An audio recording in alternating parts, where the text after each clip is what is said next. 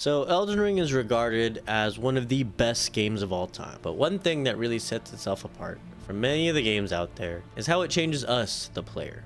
In this video, I'd like to discuss one of the many lessons I and tons of other players have learned, and that is one of failure and perseverance. So at first, I kind of want to start out with answering the question of why are Souls games so hard? Because obviously this can apply to more than just Elden Ring. This is a Souls game experience, and I think I can explain it well with a graph. A lot of difficulty, especially in Souls games, is really front-loaded.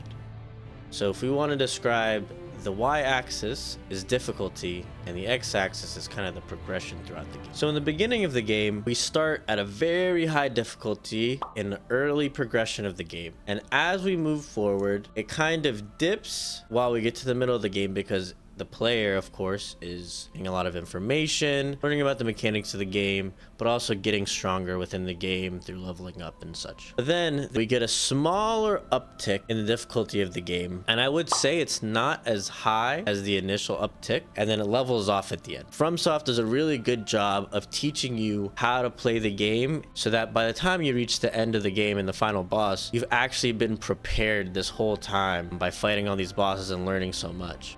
Now, let's talk about what perseverance is, because I think that's also an important question to answer before we can talk about how Elden Ring really teaches perseverance. Perseverance is described as persistence in doing something despite difficulty or delay in achieving success. So now, how does Elden Ring really teach perseverance? And I think there's a 4-stage roadmap that Elden Ring and a lot of FromSoft and Souls games take us through that get us to the end, which I'll describe as success. So the first stage, or the first checkpoint on our roadmap, is failure. So failure is something you have to become very comfortable with. You have to sit kind of in your failure, as depressing as that sounds. But the point of the failure is to learn, and that's where having a growth mindset comes into play. A lot of people reach a point, so let's just say Margit. He's a very large difficulty spike early in the game. You could meet him within the first 5 minutes of the game, absolutely no levels, no new weapons, no upgrades, and you'll get absolutely destroyed if you don't know how to fight him. So that is something you have to get used to. A lot of times you're going to get to these difficulty spikes in the game, and you have to be okay with failing. But after repeated failure and having that growth mindset of looking at the failure and saying, hey, I dodged this way and I got punished. Okay, let me try to maybe jump this attack, or let me try to loop around the boss and try something different. Basically, just treating each try as like, okay, this is a learning experience. I'm limit testing, I'm trying something new and learning the moves. And that's just the general formula of FromSoft games and FromSoft bosses. So naturally, after repeated failures, you get into the stage of constant repetition. You're trying new things. So you're kind of in this flow state, right? You're like, okay, I'm like going in, like, get me in there as fast as possible, or else I'm gonna not be locked in anymore. That's really important because you're in that repetition stage. The repetition stage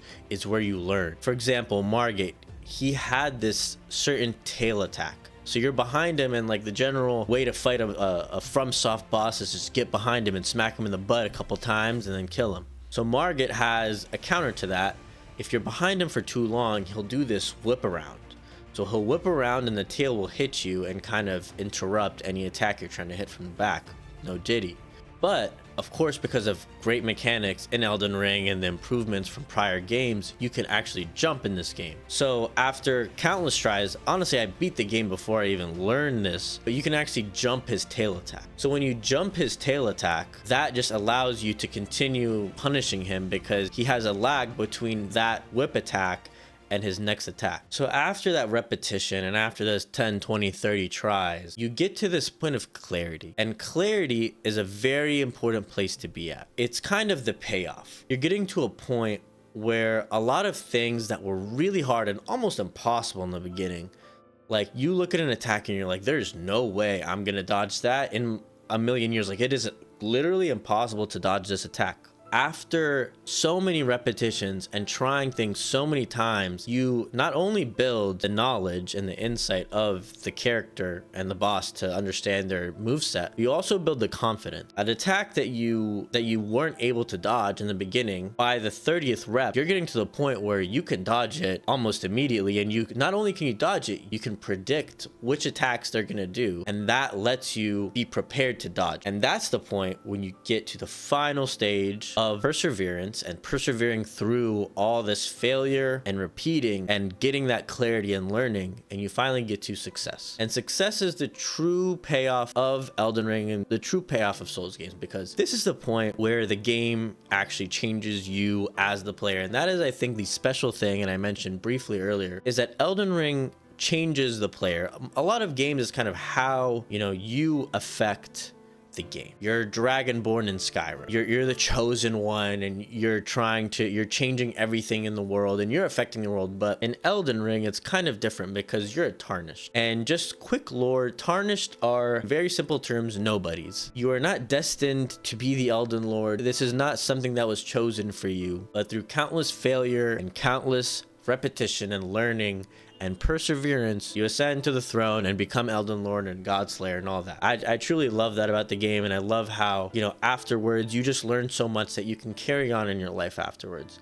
And that's really the point of this game and the point of this video. Elden Ring itself is a great teacher, and it teaches so many other lessons besides just perseverance. But perseverance, I think, is really important in so many aspects of life, and I think really following this very simple 4-step framework can get you through a lot of difficult times, especially when you're learning something new, because you're going to reach a lot of points of failure.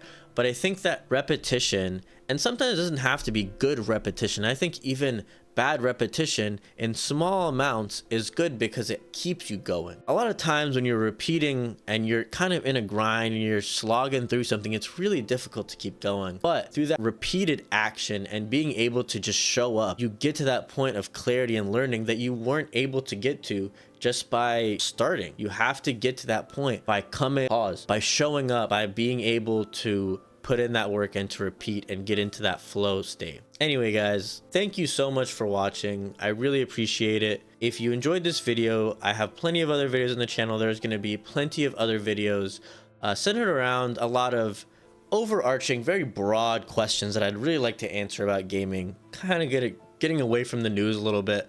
I really want to deep dive into a lot of questions and kind of deep philosophical things that I think about when it comes to these games, and I'd really like to share those with you. So if you enjoyed this video, please leave a like, subscribe, and look out for future videos similar to this one. And without further ado, I'll see you all in the next one. Peace.